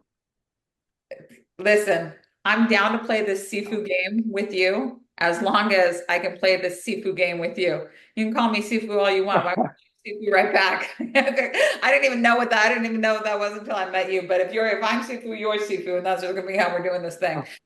So okay, so No, let me just give people a little bit of context, not about you, but about what we're doing here. When it comes to making an Enneagram, the first thing we need to do is clearly label the event. This is what we're trying to achieve here. And then what we do is that, and I've graded a lot of Enneagrams, you guys, probably over 300 Enneagrams in the last 3 years alone. Where people get the most stuck is having a hard time creating a clear title for what it is that they want to achieve. But when we have a clear title, we can take the keywords from this title and easily find what is active, what is passive, and what is neutralizing in it. So it really has to begin with a clear title, the clearest title that you can make, and helping people kind of distill, because you ask spiritual people for a clear title, and they say, yeah, I just want people to embody the highest version of their goddess through effective trauma release and sound therapy. What? I understand that we want all of these details, but what's actually at the core of this? We need to get it distilled way down. And you can't ever distill it takes time and it takes practice. So we're checking all of the homework for everybody that's in Safe House. Unfortunately, I checked everybody's homework for this like 2 years ago, whether they enrolled or not. I was checking homework for literally like 5 days, and I can't do that right now because we have autoerotic going. So I can only check students' homework, but my aim is to make it as clear as possible here so that even if you're not continuing on Enneagram with us, enrollment's open for the next week. just for the next 7 days. So if you're not taking Enneagram with us, if you're not signing up over the next 7 days, it's my hope that you can find your 369 from our clarity here. So when you're looking to title your Enneagram, you want to think of, and you guys can think of this while I'm workshopping this with Clay, but for your Enneagram, for what it is that you want to achieve, you can ask yourself these 3 questions. What is it that I want to achieve? What's the before and what's the after? What do I want to achieve? What's the before? What's the after? So Clay, what do you want to achieve? What Enneagram are we looking at today? Well, I've actually been very, very busy since we've last been in contact. Went on a cruise, did a bunch of stuff, found a bunch of stuff, man. And I've come to this place where I've really had a passion for another business. See, have yet to achieve the level of good householder, and I'm really got this idea that I've been working on for a long time, toying and toying, toying with in my head. And it involves investing in self-storage. It's a beginning passive product that will give me the space and the income ability to take care of the things being my family and responsibilities that I have taken on, um, and also give me the ability to continue learning on the path that I'm on, which I feel is the most important thing for me to do. I don't know how to title that. No problem. I'm going to pause you for 1 second. Are you a manifesting generator? You know I am. So I know you said a new project, and the only reason that why that's kind of like a ding ding for me is that sometimes on the pursuit of establishing good householder, the idea of like Mhm. a new project is always really tempting when for most manifesting generators, and this is, roughly 40% of the world, it's learning how to finish what we've started. So, for there to be an appeal for this new project, how do we know that the existing project isn't working? Well, as I told you guys, my existing project is working. Mhm. It's just my existing project is that I produce medical cannabis as an independent grower here in the state of Illinois, and I supply it to patients, and I grow specifically for their genetic deficiency. Um, that's current. I just need to scale in a different. I need to pivot, and in a different direction so that I can scale it to a size that my business takes care of all the things I said.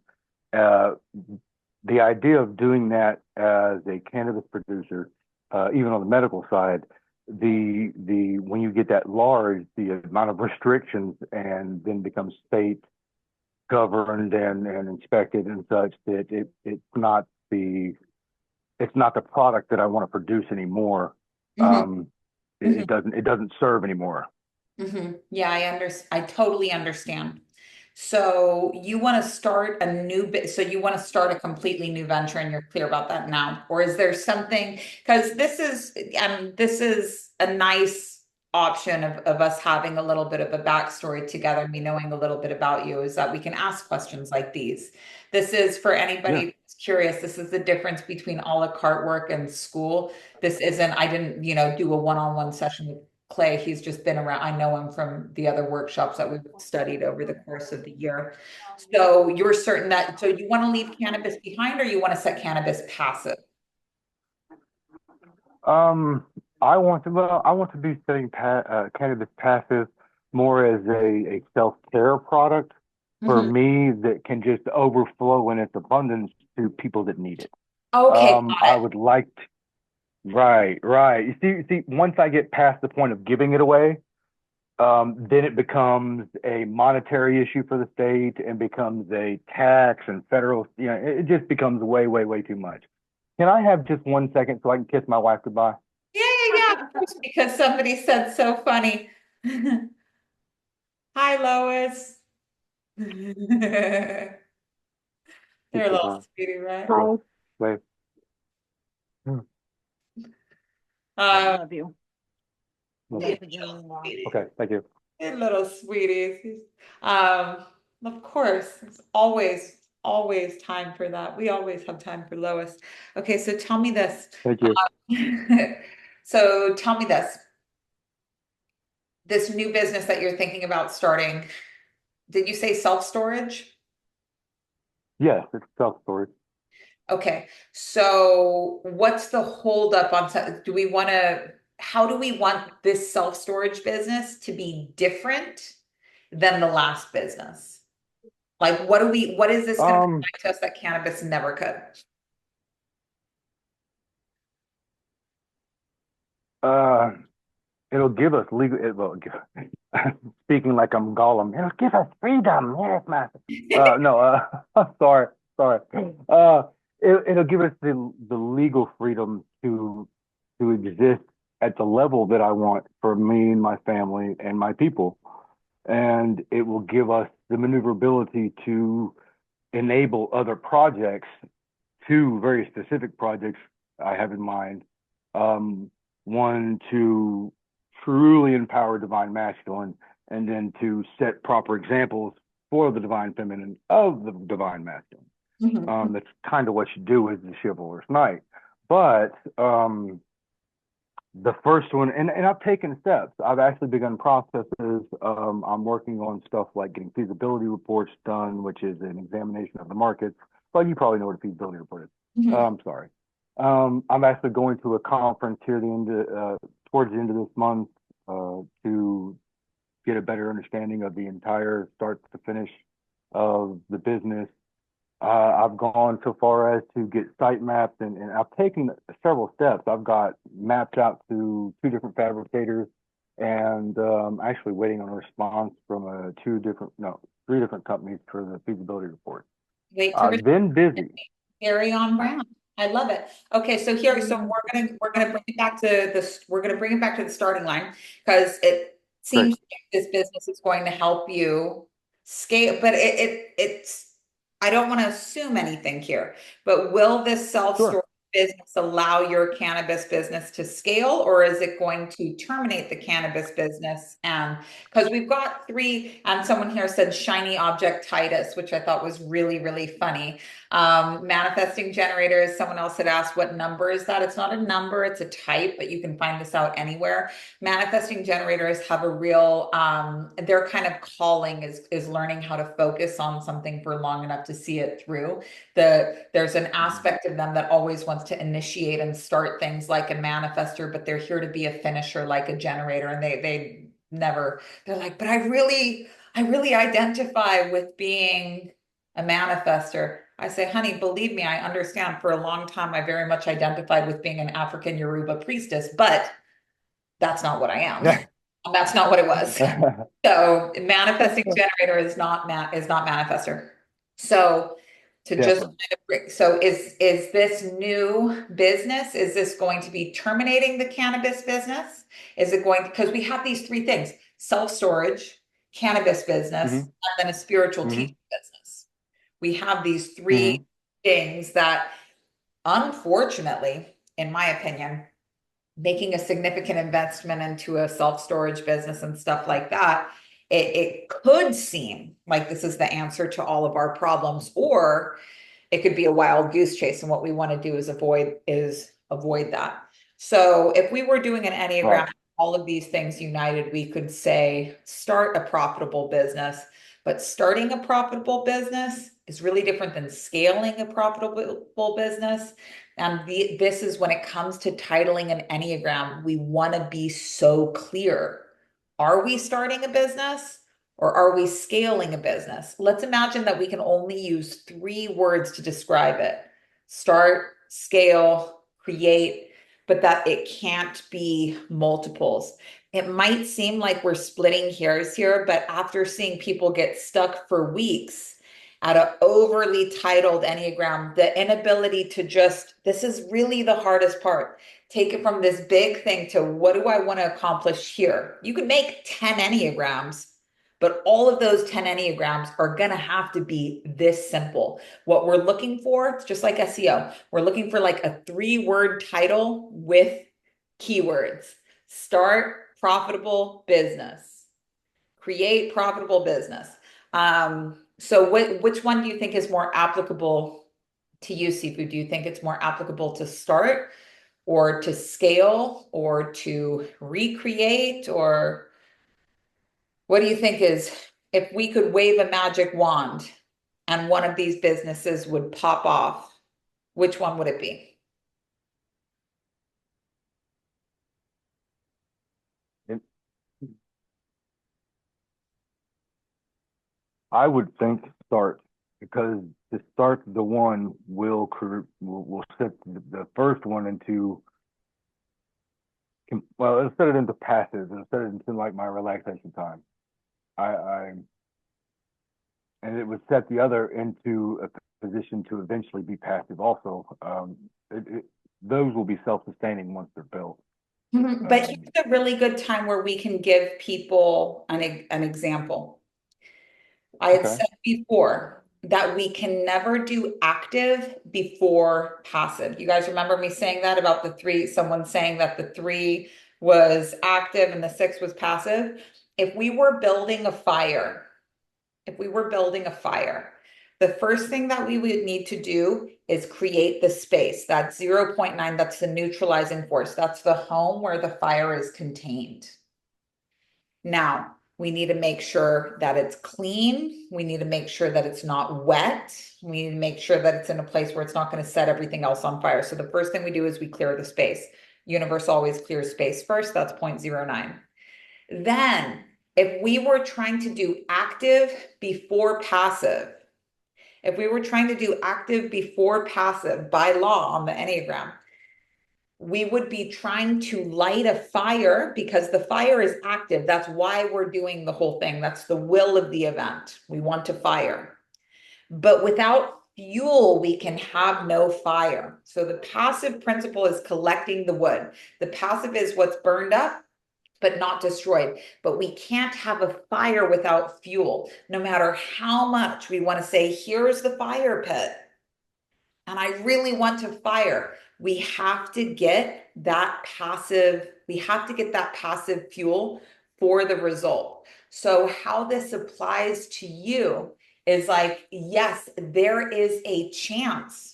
There is a very good chance that getting this new piece, that entering the start world and saying, well, let me start this new thing to help me scale the existing things. There's a chance that that could be right. That could be a chance that these are tools that we need. There's also a chance that we haven't clarified our goal and we could just be grabbing at things that seem to be the solution that would actually take us way away from what it is that we want to create. It could take a lot of time. We need to know if the goal is to lift up the cannabis business. We need to know if the goal is to lift up the spiritual teaching business, or if the goal is to lift up this self-storage business. Because if the self-storage is fuel for the other, that's one thing. But if we're getting diluted into using our other businesses to lift up the self-storage, and that's actually not what we want, we'd find ourselves in a predicament. So because you're a manifesting generator, and I specifically chose you because I was like, because I've worked with Clay. I'm very happy that you volunteered for this, because getting things clear with a manifesting generator, there's so much appeal. There's so many, I've got two manifesting generator kids. There's so many things that we want to start. And the appeal of starting, and if you ask a manifesting generator, their head's always going to be like, well, I want to start and I want to start more. I want to start more. Yes, I know. But the thing about a manifesting generator is that a manifesting generator's power comes from low in their body. And low in the body doesn't strategize and make long verbal lists. It makes sounds. It's very primal. It's very mindful. It's very low. So this is just an advantage that I have of working with you, Clay. But Clay, make a sound to let me know. I'm going to ask you some questions, just rapid fire. You're just going to let me know in the sounds. Don't think about it, just make sounds. Hold on. Let me take my headphones off, because the last Okay. time I did this, you couldn't hear me on the headphones. Okay, good deal. Generators here. I'm a generator. We got a little bit of everyone. And also I tend to get a lot of reflectors, even though they're a minority of the population, they're literally the 1%. But reflectors love me because I'm very surprising and that's I'm very like shocking. And reflectors love to be surprised. All right, Clay, you ready? Hold on just a second. Sure. Ooh, Sounds yeah, good. where'd he go? Okay, Where'd he cool. go? I'm here. Does it feel good to never do cannabis as a business again? What's that? Would it feel good to never do cannabis as a business again? Yes. Okay, cool. Something to know about, so generators can only make sounds to get their truth, but manifestors can also use yes, no. So make a sound to let me know how you feel about starting something totally new. Yep. Does it feel good to focus on spiritual teaching? Kind of. Okay, that's a truth right there. Is not uh-huh. We're looking for uh-huh or uh-uh. Okay, cool. So that Right. one, it's safe to trust. Where generators and manifesting generators get the most fucked up is by trying to talk themselves out of their initial response. So that's cool. It's always good. I always like it when somebody kind of rules out that you've got your hand raised. Yeah. I said kind of because well, if I could focus on the study so that I knew better what to teach or knew what I was supposed to be learn, knew the spirit. You're the first spiritual teacher I've had that I haven't figured out in my head. Yeah. So I've only been on this spiritual path for like a hot minute. I don't really know what it would be to teach. So if I could, Kind of raise I have this desire to see stuff and study stuff, and I don't know if that. I it. know it's no processing thing. Now I've got, and that's what Yeah. we're trying to avoid here. So the truth is, All right. and I don't really care about the words about it because it's okay for the truth to be, It's okay for it to So be a, what does is not, uh-huh. Is not, uh-huh. So does it feel good to grow Okay. the cannabis business bigger? No. No. Okay, cool. Does it feel good to start a self, tell me, make a sound to let me know how you feel about this self-storage thing. Yeah. Okay, cool. So we're going to focus on this. And thank you, everybody, for being on board. Thank you for everybody for being on board with this. So Yeah. would we say that we quit the cannabis business because it wasn't making us happy or it wasn't profitable? It wasn't making me happy. Okay, cool. So start a business I love. Would that be an appropriate title? Yeah. Okay, now here's where we want to get a little bit more specific. There was a headline in the Onion horoscope one time that said they say having a baby changes everything, but they mean keeping a baby. Starting a business changes everything, but keeping a business is very different. The Onion's Mhm. a joke, by the way, you guys. That's a joke. Um, it's really not about starting a business, it's about keeping a business or making a business last, creating a stable business. Is there anything you want to add to this? Maintain a stable business, establish a stable business. Anything we want to think about? No? That that's on target. That's on brand. Okay, cool. Let's just unpack a little bit the concept of stable. Um, Financially stable, something that checks all the boxes legally, isn't going to be a threat. Something legit, something that could help you get better home loans or anything that you wanted. Is these aspects of stable? Yeah. Is there any way you would rather word stable? Because that's going to be like our main adjective. I don't know necessarily that cannabis was unstable, but what was your main complaint about what was your main complaint about the cannabis business, just as briefly as you can, because we've got time. Uh, just the restriction in the amount of people I could help before it became burdensome to be able to help them. Okay, totally. I understand. Yeah, you could do a Enneagram on having stronger boundaries. So here's what we're gonna do, Clay, just for the sake of this one. We're gonna do our 369 on establish a stable business. That's how we're gonna Hmm. title this Enneagram. I don't want you to take this and run off into the ethers and say, okay, this is what we're working on. We have plenty of touch points in school. Hmm. And it seems like you're weighing a lot of different options right now, but just for this, we'll do it as establish a stable business. So what we're Okay. looking for is what's like the before, what would be the before and after of this business? What would be the transformation that we were going through from unstable to stable, or from what would be like the before and after in your ideal world with the success of this business? Well, what this business looks like if all things were just lined up and perfect would be that after the loan was paid off and it pays off after about the first 2 years, 2.5 years, it ends up being somewhere around $39,000, $49,000 a month, in completely passive income. Uh, and that, gives me the freedom to take care of some really bad home problems that's coming up in the folks. Okay, Um, that's enough information for me. Perfect. cool. So the only thing that we're going to change here is established successful business. We're going to change it from Okay. stable to successful because there's a clear like money outcome here. So this is a really good title. This is a really good title because he can use it for any of his other projects. This is one that's applicable to almost everybody here in the audience as well. Establish a successful business. Now, when we have it down, I'm gonna take you off and pin me here. Clay, you can keep yourself off of mute. So when we get it down to these 3 keywords, it's really easy to build an Enneagram because one of these keywords is going to be active, one of them is going to be passive, and one of them is going to be neutralizing. So Clay, are you with me still? Just say yes if you are. That sounds like yeah. Maybe. Okay, I'll find him somewhere on here. So yeah, there he is, but he's not on mute.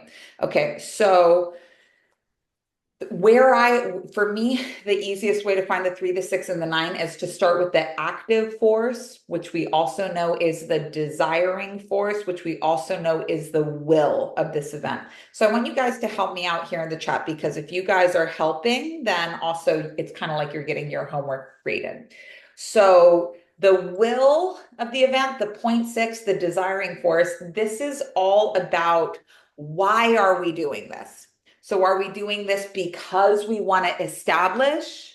Are we doing this because we want successful? Or are we doing this because we want business? What do you think it is? Very good, Tano. Very good. But actually, good on 0.6. Successful. Yes, we're doing this because we want successful. So I want you to look at your goal that you've written down here. Why are you doing it? And just a note, a lot of spiritual people, if they say, I want to help the customer, sometimes we can just automatically say, why am I doing this? Is for the customer. Is that true? Or is it because we want to help? And by any chance, do we want to get paid to help the customer? We have 3 keywords. It's always easy to find. And sometimes we don't want to take into account the fact that we want something like this to be our job. We're just like, I just want to help people. Well, I get it, but you can help people more if you don't have to work an extra job on the side. So if it's to get paid for helping people, why are we doing this? To get paid. Why are we doing this? To be successful. So look at your goal that you've stated here, and hopefully we've got it down to the simplest words as possible. The next homework that I check on here is going to be somebody that needs help making their title a little bit more specific, but you have to have at least attempted your own title first. We're not going to work from the ground up here. Be doing the same homework twice. So 6, the will of the event is for success. So this is always the easiest one to find first. So on Clay's Enneagram, 0.6 is going to be successful. So that leaves us with 2 more spaces. We have establish and we have business. So the next thing we want to think about is the neutralizing force. And the neutralizing force is always going to be related to time and space. And the neutralizing force is also going to be where we start and end every journey. So it's a word that we could put like re in front of. So like establish becomes reestablish, create becomes recreate, launch becomes relaunch. This is a cycling force. The 0.9 is always, it's 0/9. It's the note do on the octave, which we'll talk about next week. It starts something and it ends something. So we want to think about, what are we always returning to here? If we were to do this same process over and over again, always with the desire of becoming successful and more successful, but we've established that that's our will, that's why we want to do it, that's 0.6. So we're going to leave that there. But what could it always be coming back to? And in this case, I would call it establish.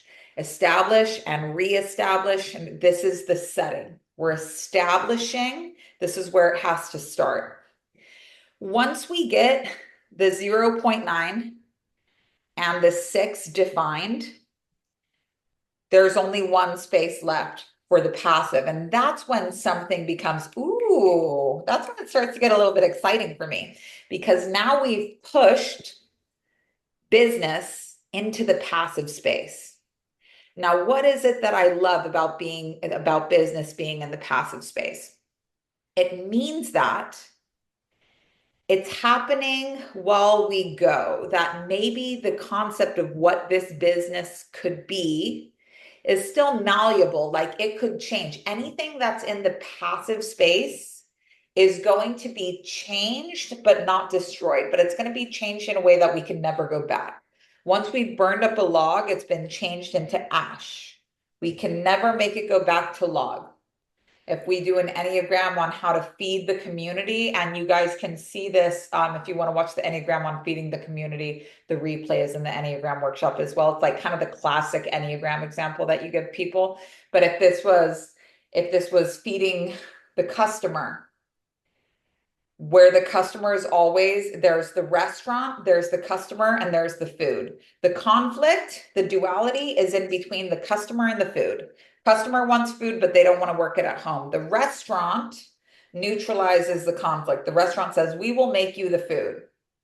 So it all starts and ends in the restaurant. This whole journey begins in the restaurant, in the kitchen.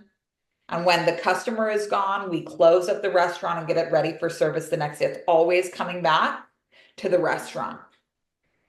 Now, why are we doing this when it comes to feeding the customer? We're doing it for the customer. We want the customer to be happy because the customer pays us. That's who it's for. We're not making what we want to eat. Restaurants where we make what we want to eat aren't usually successful. We're making it with the customer in mind. And so what is passive? What's passive is the food. So the menu might be subject to change, but also once the ingredients, the raw ingredients for the food have been cooked to satisfy the customer who we know is on the way this evening, they're not there yet. We didn't have the customer come in and it's an empty restaurant. That would be if somebody came to your house and said, I'm hungry, and you said, I could cook you up something. That's not how a restaurant is. That's not how a restaurant is. The same way that we can't feed a customer if we haven't prepped the food with the customer in mind is the same, like we can't start a fire without collecting the wood. We have to collect the fuel. And once the fuel has been changed, it's never coming back.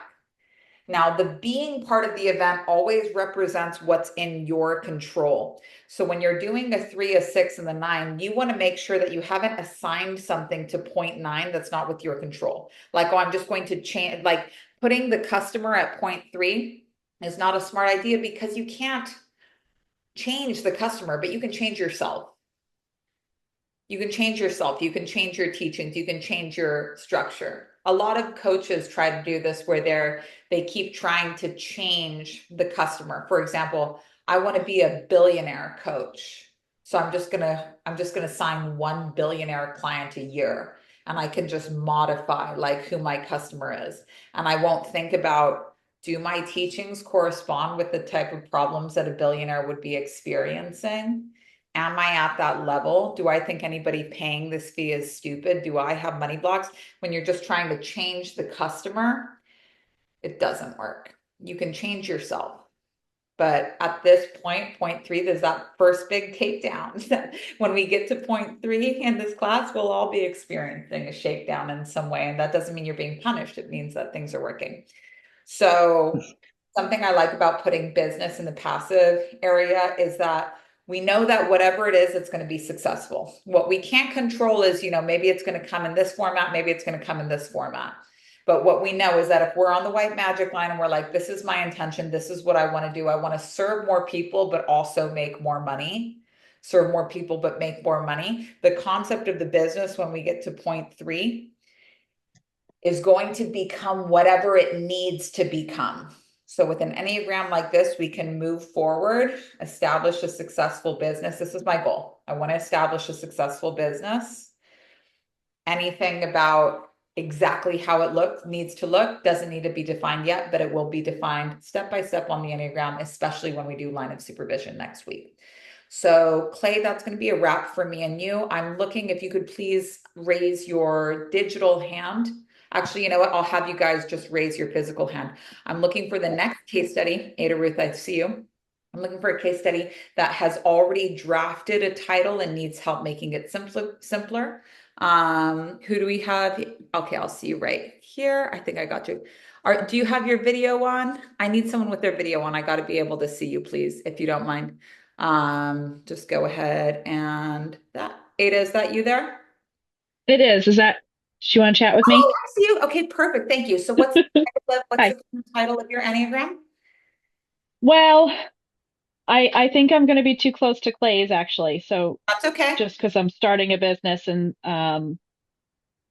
I've started some groundwork for it, but I haven't honed in on the direction it's going to go in and certain aspects of it at this point. Okay, so what is it at? But I think I think I have at least, established. I'm gonna bow out actually. I think I'm gonna let someone else take a turn here. No problem. The only advice Thank that I you. would give to you is specify what industry you're in. Colette, I'll do you. Specify what industry you're in. So for example, like establish a successful healing business. Even that would be a lot of words. But get clear about like what industry you want it to be in. How's that different from the industry you're in now? Some keywords that might come up is like establish a business I love, establish a successful business. It's going to be one that fits a lot of people. And that's a beautiful thing. Enneagrams are reusable. They're unbreakable. They never quit. They don't fail. They get stronger each and every time. A real advantage. When you make a good one, it's going to be used by so many. We use so many of so establish a successful business is a really common one here. We do a lot of Enneagrams for people that are wanting to build workshops and they want to be able to guarantee their customer result. If you have an Enneagram backed workshop, you can guarantee a result. So I'd say the second most common Enneagram we get is, it's so funny too, because it's not one that I would come up with. These are ones that my students have given to me. Embody higher self is probably, I would say that that's maybe 60% of the Enneagrams we get. The journey that most people want to take their customers through is embodying their higher self. So in this Enneagram, embodying would be the will of the event. It's what we're always coming back to. Why are we doing this? We want to embody it. Higher is what it's always coming back to because there's always a new level of higher that can change. So embodying 0.6, higher 0.09, and then self is what's burned up but not destroyed. So the old self concept goes passive so that a new self concept can become active. It's burned up but not destroyed. Another really easy way of doing this is if the before and after that you wanted for their client was a new, getting rid of the old self and establishing a new self. You could do an Enneagram where the 0.9 was the self, just who are they today? The 0.3 that's getting burned up but not destroyed is the old self. And the 0.6, why we're doing this, is the new self. And for any type of like transformation workshop, this is a good standard Enneagram to go on: self, old self, new self, because if you were walking somebody through this process, just you would want to start the process with really understand. We can't grow what we don't measure. So we completely focus on who we are today. How has that served you? How is this the highest that you've been able to be so far? And then let's set the goal for the next version of higher. When we get to the black magic line, we're confronted with the reality of the old self, and that needs to be set passive. Those old habits go passive.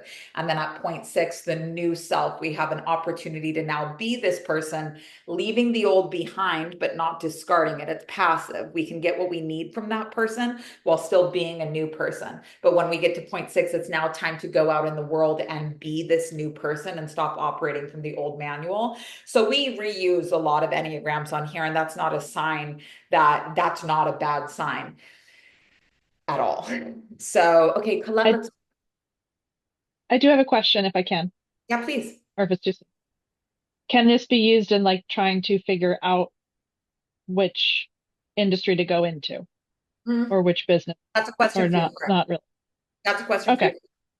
The best way to Okay. figure out what industry you should be in: what do you love? What have you always been good at? What does the world need? What can you be paid for? Whatever is the same in all of those categories.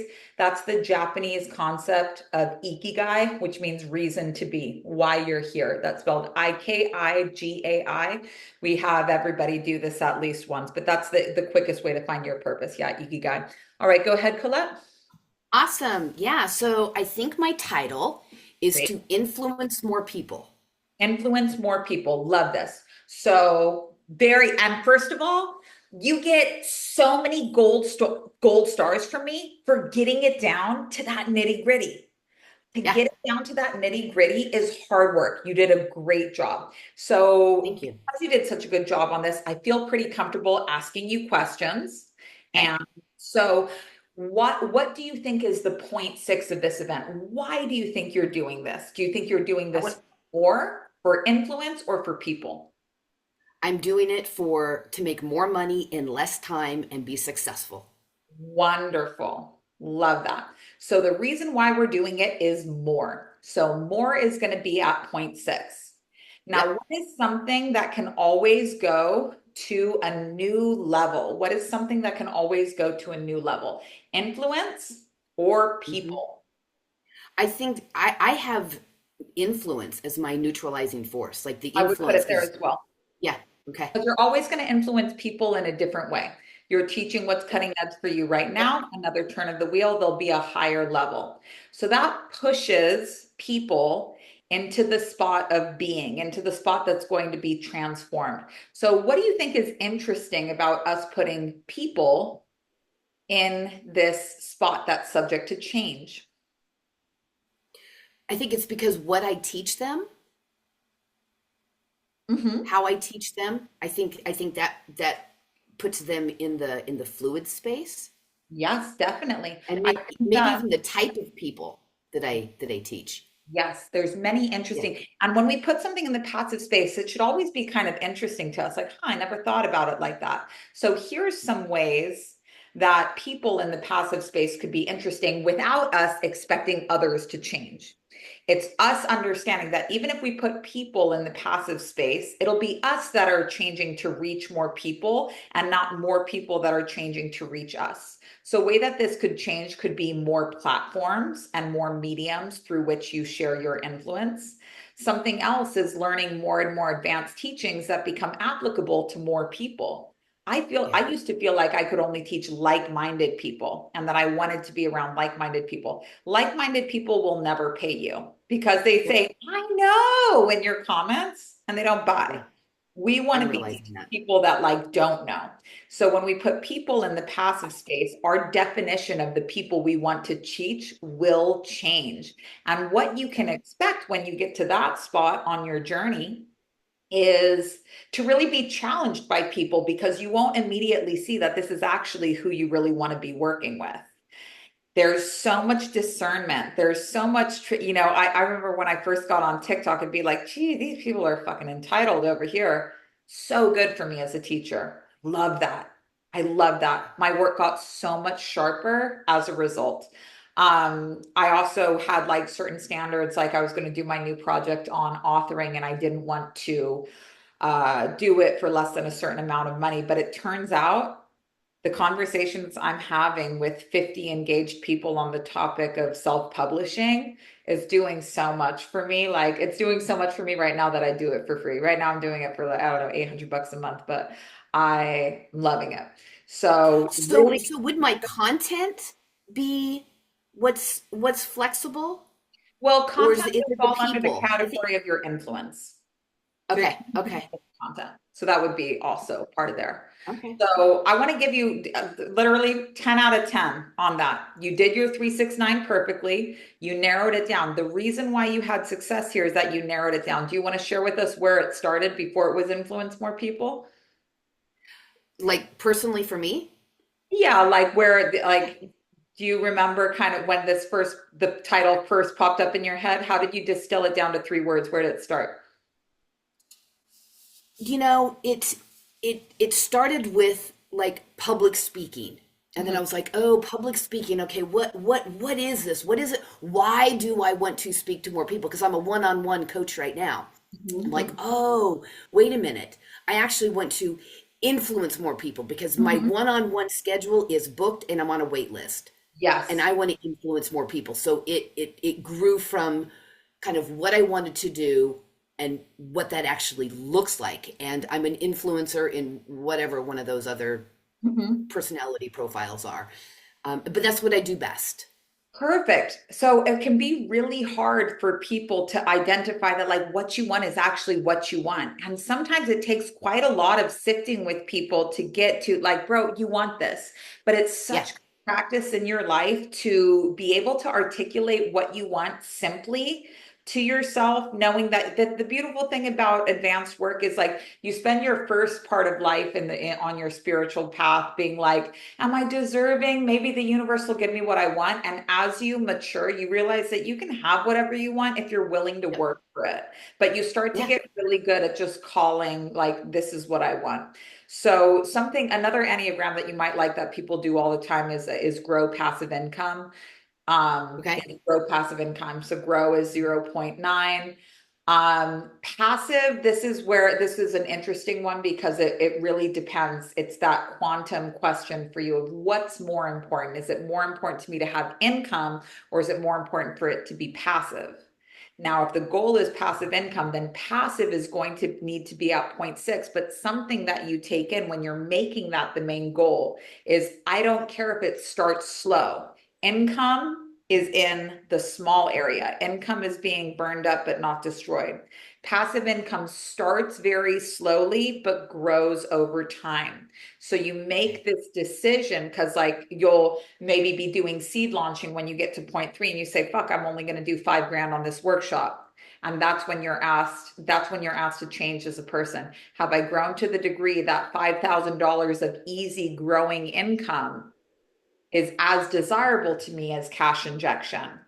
So sometimes it can be tricky in situations like that because you're like, I'm doing it for the income. Yeah, but you have income. How is this different? So you're going to have a very, very easy time about all Enneagram stuff. So good. And great job. All right. So Thank you.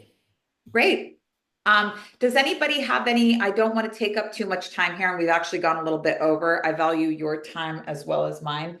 I'm just going to go into gallery view here, but is there anybody that has the energy for Q&A or would like to stay for Q&A in relation to this, or should I do a question sticker? Please raise one hand if you're down to wait for some Q&A right now, and raise 2 hands if you'd rather have a question sticker. Okay, cool. It seems like we have some. Okay, cool. So we'll do a little bit of both. Um, we'll do It's pretty even, you guys. So here's what I'm going to say. I'm going to put a question sticker on Instagram if you have any questions. This is how we do it at our school as well. We don't really believe in this like first come, first serve when it comes to questions. We believe that the best learning happens in response to questions. So we create a lot of areas where you can ask questions and know that you'll get a response at a specific time. So there is Q&A for Enneagram for people that are enrolled, but I'll make sure the email that comes with this replay gives you a solid invitation to ask questions. I will also make sure that there's a question sticker up today and also Friday, and I'll make sure that all those questions are answered over the weekend. That's going to be on Instagram stories. So if you have any questions, you can submit them via email. You can also submit them via Instagram, but this mirrors how we do it at our school. It's not fair to be like, yes, you'll get your question answered if you're like in the right place at the right time and wait your turn for a really long time. And someone's like, and I just have a follow-up question. And you're like, I'm going to kill myself. So I want to thank you all so much for being here. We have 1 week of enrollment for the Enneagram. Next week, we'll be doing the line of supervision, the law of octaves, time, and we'll be showing you how to go forward and backwards in time. Just like today, we will have a case study that it'll probably be 2. So one where we really break it down on behalf of the audience that might need this really broken down. And then we'll have a case study that's done their best on their own, and we're just going to check their homework, and then there'll be homework checks every week if you're enrolled in the school. The three-word title is key. Like, it's literally so key. I have checked, like I said, over 300 Enneagrams. When people start off with an incorrect title because they're trying to say something spiritual versus like what they want, there's an advanced teaching. So being able to just say like what you want is key. But I'm telling you, if it starts with a really long title, bro, as we start to fill out the other parts of the Enneagram, I'm like, homie, like, I get that you're drafting a blueprint for a utopian society here, but I have no idea what the fuck you're talking about, and neither do you. So we have to get it down. We have to get it down. And that's really the hardest part. So when Tesla said 369, key to the universe, it's these things together, being able to say, I want to create regenerative electricity. Not, I want to provide healing for the whole world and blah, blah, blah, and radiation, to really just get it down into a term that it can be worked with. The universe wants what you want. If you're willing to do the work, you're going to have it, but we have to just get clear, like, this is what I want. And for most spiritual people, the economic factor of that, or like the vanity factor, like I want a bigger audience or I want more money, is something that they can't even hear coming out of their own mouths. So I want you to be aware of this, and I'll see you guys. If you want me to check your Enneagram as well, you can tag me on your Instagram stories. Just show me what you've written on your paper.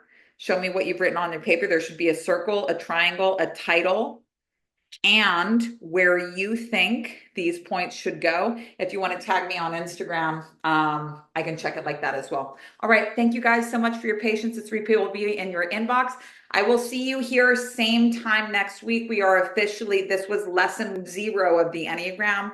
Same time next week, lesson 1 to pay in full, $7.99. There is a payment plan. But if you come in as a student for a school, you can have the type of background that like Clay and I had together. And that's $200 a month. It's not only, you'll be done with the Enneagram in 2.5 months. So it's not only access to all of the workshops and Q&A, and my husband and I as your guidance counselors making suggestions for other workshops that might complement this. You can do multiple at a time. But it's also the cheapest version as well. You don't own this workshop forever. If you want to own it forever, definitely do a la carte. It's a rental. But yeah, you guys can find more out about this in the emails that are set to come, and also on my website. So thank you all so much. It's so nice hanging out with you guys here. Great retention on this class, by the way. You're welcome. Thank you very much. Bye.